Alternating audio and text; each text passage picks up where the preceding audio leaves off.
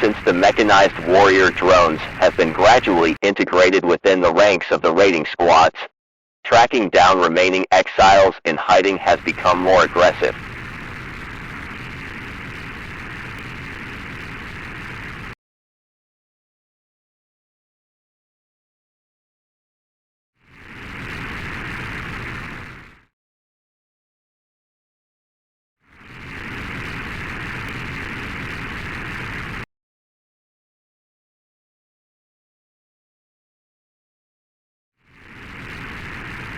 Aerial and ground drones are being utilized not only to hunt down and secure any exiles they find, but terminate on sight, and which is happening more regular as of late.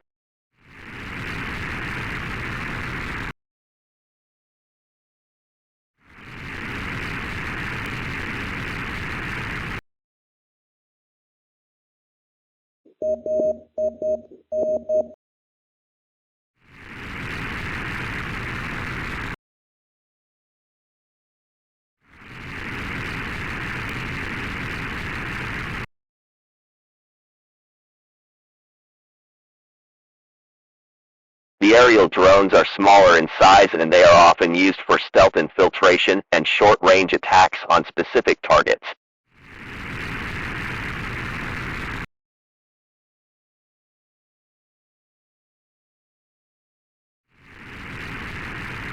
Their ground units are needed more for herding large groups and communities, and is part of their secure and removal objectives for Operation Purge.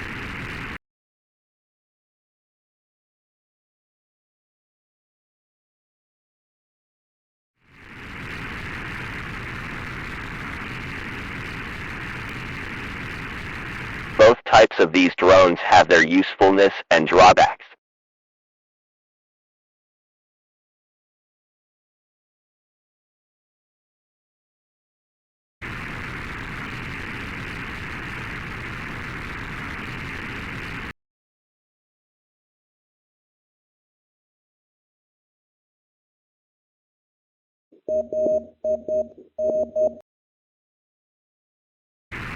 The aerial drones are more vulnerable to the elements, and they are not ideal for any confrontations against large communities and groups.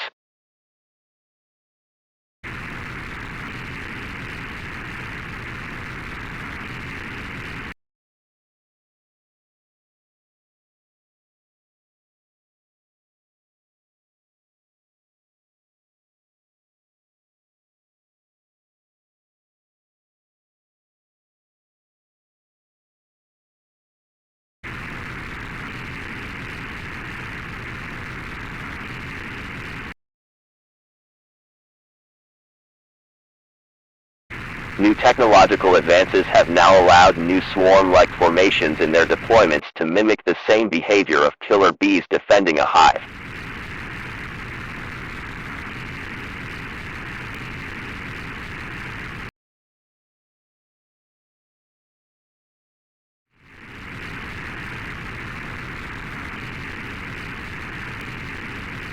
These swarm-like deployments have been historically successful by their impeccable record of completion, and their neutralization of their targets.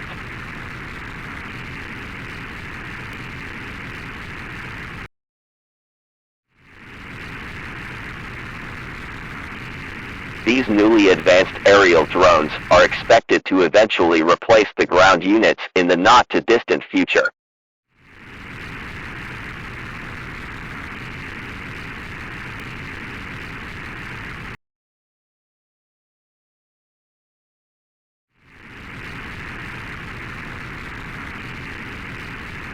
The mechanized ground warrior units are mainly useful for their roundup and herding capabilities against large-scale ground conflicts and engagements with any defiant exiles communities.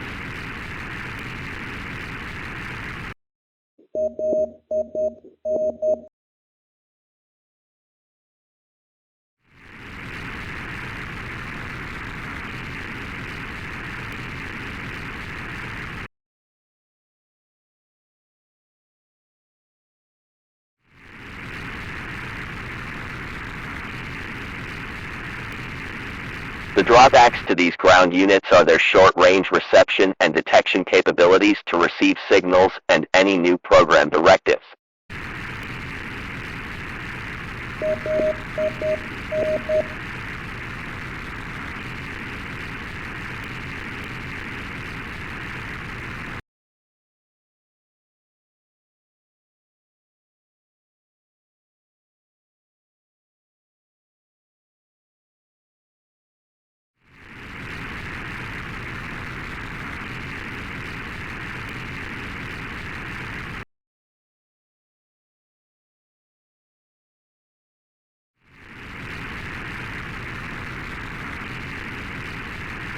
Both types of drones are also vulnerable to sub-level operations.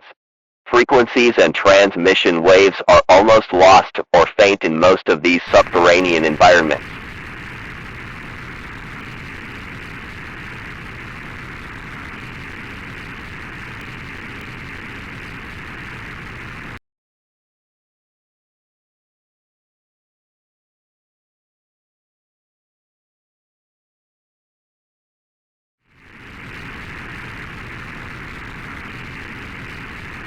It's doubtful the reptilians would choose to use a wave amplifier, which puts their wave operator at an increased risk of detection by the radical exiles on the lookout in these subsurface areas.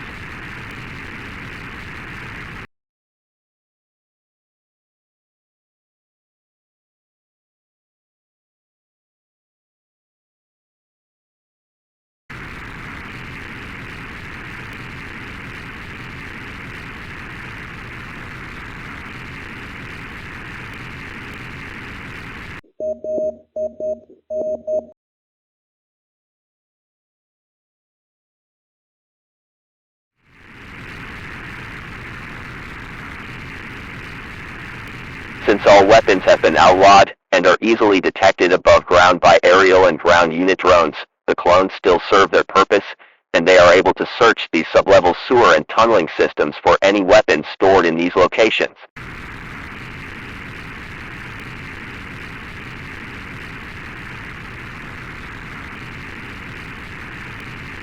However, many of these clones don't often survive the exposure to toxic gases in these sublevel systems.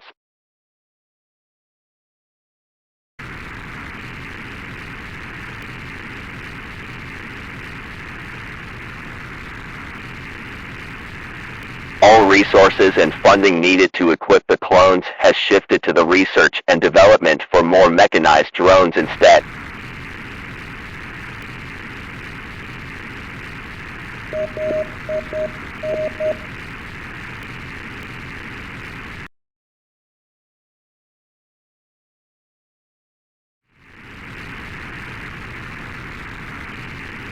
This is Post-Apocalypse Radio.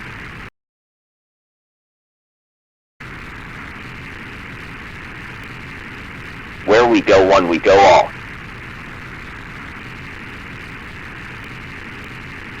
The best is yet to come.